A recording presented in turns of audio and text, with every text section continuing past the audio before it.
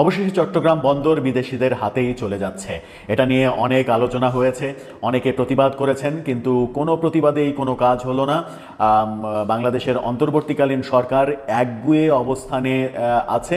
তারা যে কোনো মূল্যে চট্টগ্রাম বন্দরকে বিদেশিদের হাতে তুলে দিতেই চায় এবং প্রধান উপদেষ্টা বললেন, ব্যবস্থাপনায় পৃথিবীর সেরা যারা, তাদের হাতে চট্টগ্রাম বন্দর ছেড়ে দিতে হবে। এবং তিনি অনেক মজার মজার কথা বললেন। গতকালকে চট্টগ্রাম সফর করেছেন, তিনি বন্দরও সফর করেছেন, সেখানে নানা ধরনের চটকদার কথা বলেছেন, সেভেন সিস্টার্সের কথাও প্রসঙ্গক্রমে এনেছেন। কি বললেন ডক্টর ইউনূস? কবে নাগাদ বিদেশিদের হাতে চলে যাচ্ছে নাকি অলরেডি চলেই গেছে, সেই আলোচনাই করবো এই ভিডিওতে। চট্টগ্রাম বন্দরের কথা, প্রতিবাদ এবং সমালোচনার পরও চট্টগ্রাম বন্দরের বিভিন্ন স্থাপনা এবং টার্মিনাল বিদেশিদের হাতে তুলে দেওয়ার প্রক্রিয়া এগিয়ে নিচ্ছে তত্ত্বাবধায়ক সরকার, এমন খবর নিশ্চিত করছে গণমাধ্যম। এবং প্রধান উপদেষ্টা আজকে বলেছেন, ফটোকার্ডটা আপনারা দেখে নিতে পারেন, ব্যবস্থাপনায় পৃথিবীর সেরা যারা, তাদের হাতে চট্টগ্রাম বন্দর ছেড়ে দিতে হবে। শুধু কি সেই কথা বলেই প্রধান উপদেষ্টা থেমে থেকেছেন? প্রধান উপদেষ্টা প্রসঙ্গক্রমে এটাও বলেছেন, যেটা ইত্তেফাক নিশ্চিত করছে। এই ফটোকার্ডটা দেখেন, সেখানে বলা হচ্ছে চট্টগ্রাম বন্দরে যুক্ত হলে সেভেন সিস্টার্সও লাভবান হবে। সেভেন সিস্টার নিয়ে আবার কথা বলেছেন এবং চট্টগ্রামে বিভিন্ন পর্যায়ে সেভেন সিস্টার্স, ভারত, নেপাল, ভুটান, এই ব্যাপারগুলো নিয়ে কথা বলেছেন, যেটা আবার নতুন বিতর্কের জন্ম দেয় কিনা সেটা নিয়ে যথেষ্ট সন্দেহ রয়েছে। চট্টগ্রাম বন্দর ব্যবস্থাপনায় আন্তর্জাতিক প্রতিষ্ঠানকে যুক্ত করার কাজ দ্রুত করার তাগিদ দিয়েছেন অন্তর্বর্তীকালীন সরকারের প্রধান উপদেষ্টা। তিনি বলেছেন, আর কিছু শুনতে চায় না, বন্দর ব্যবস্থাপনায় পৃথিবীর সেরা যারা, তাদের হাতে ছেড়ে দিতে হবে। যেভাবেই হোক, মানুষ রাজি না থাকলেও করতে হবে, প্রয়োজনে মানুষকে রাজি করাতে হবে। অর্থাৎ মানুষ রাজি থাক আর না থাক, এটা কোনো ব্যাপার না, চট্টগ্রাম বন্দর বিদেশিদের দিতেই হবে। চট্টগ্রাম বন্দরের নিউ মেরিন কন্টেইনার টার্মিনাল পরিদর্শনের পর তিনি এই কথা বলেছেন।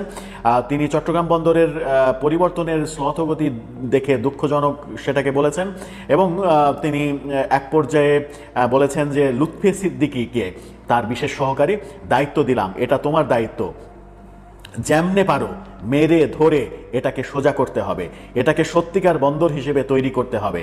আমরা খুবই ইমপ্রেসড যে ছবিগুলো দেখানো হলো সেগুলো দেখে, কিন্তু বিশ্বের সঙ্গে তুলনা করতে হবে যে বিশ্বের অন্যান্য দেশের বন্দরগুলো কোথায় এগিয়ে গেছে, আমরা কোথায় পিছিয়ে রয়েছি। তিনি এটাও বলেছেন, অনেক মজার কথা বলেছেন তিনি। যেমন বলেছেন, মেরে ধরে যেভাবেই পারো এটাকে ঠিক করো, এটাকে বিদেশিদের হাতে তুলে দিয়ে ঠিক করতে হবে। আবার বলেছেন, মাঝে মাঝে প্রশ্ন শুনি, বিদেশিকে দিয়ে দেয়া হচ্ছে, আপনারা ইন্ডিয়াতে স্বাস্থ্যের জন্য যান না, দলে দলে যান, যখন বন্ধ করে দিয়েছে তখন বলছেন কেন যেতে দিচ্ছে না।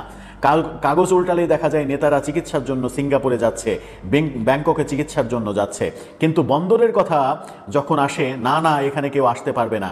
ভাই, আমাদের চিকিৎসা দরকার, তো এই হৃৎপিণ্ডের চিকিৎসা দরকার, এটার পেছনে আমাদের বিশ্বের সেরা চিকিৎসক দিতে হবে, যেন এটাকে বিশ্ব সাইজের হৃৎপিণ্ড বানিয়ে দিতে পারে। অর্থাৎ বন্দরের চিকিৎসা দরকার, তিনি বন্দরটা বিদেশিদের হাতে তুলে দিতে চান এবং তিনি দুবাই ভিত্তিক অপারেটর কোম্পানি ডিপি ওয়ার্ল্ডকে এই কাজটা দিতে চান। এর আগে পতেঙ্গা কন্টেনার টার্মিনালের অপারেশনের দায়িত্ব সৌদি কোম্পানিকে দেয়া হয়েছে, সেই কোম্পানির নাম red sea gateway international. Patenga already সৌদিকে দেওয়া হয়েছে এবং সৌদি সেখানে অপারেশন শুরু করেছে। এবার দুবাই ভিত্তিক কোম্পানিকে চট্টগ্রাম বন্দর দিয়ে দেওয়ার জন্য একেবারে জোরে সোরে বলে দিলেন, মেরে ধরে সাইজ করে, জনগণ বুঝুক না বুঝুক, জনগণের মতামত থাক না থাক, যেভাবেই হোক এটা দিতে হবে। অর্থাৎ যে আলোচনা চলছিল চট্টগ্রাম বন্দর সহ বাংলাদেশের সব বন্দর বিদেশিদের হাতে তুলে দেওয়া হচ্ছে, সেটাই বাস্তবায়িত হতে চলেছে। একদিকে করিডোর দেওয়া, আর একদিকে বন্দর দিয়ে দেওয়া। সেন্ট মার্টিন নিয়ে নানা রকমের কথা শোনা যাচ্ছে, সেন্ট মার্টিনে জনগণের যাতায়াত বন্ধ করে দেওয়া হয়েছে।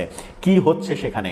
আরাকান আর্মিরা প্রায় প্রতিদিনই দেশের অভ্যন্তরে ঢুকে আমাদের বাঙালি পাহাড়িদের মারধর করছে, গুলি করছে, অথচ সেই আরাকান আর্মিকে আমি করিডোর দিচ্ছি মানবিক সহায়তার জন্য।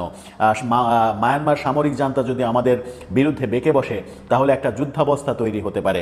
সব মিলিয়ে প্রফেসর ইউনূসের সরকার আদতে কি চাইছেন? বিদেশকে খুশি করার এই মন্ত্র কেন তিনি করছেন, আর অন্তর্বর্তীকালীন সরকারের দায়িত্ব এগুলো কিনা এই প্রশ্ন উঠছে। কারণ যে কোনো বড় সিদ্ধান্ত, বিদেশ কেন্দ্রিক, বিদেশের সঙ্গে যে কোনো চুক্তি, এরকম সিদ্ধান্তের ব্যাপারে অবশ্যই রাজনৈতিক সরকার, গণতান্ত্রিক সরকার এবং সংসদ প্রয়োজন, যেখানে আলোচনা করে সিদ্ধান্ত নিলে জনগণের প্রতিনিধিত্ব নিশ্চিত হয়।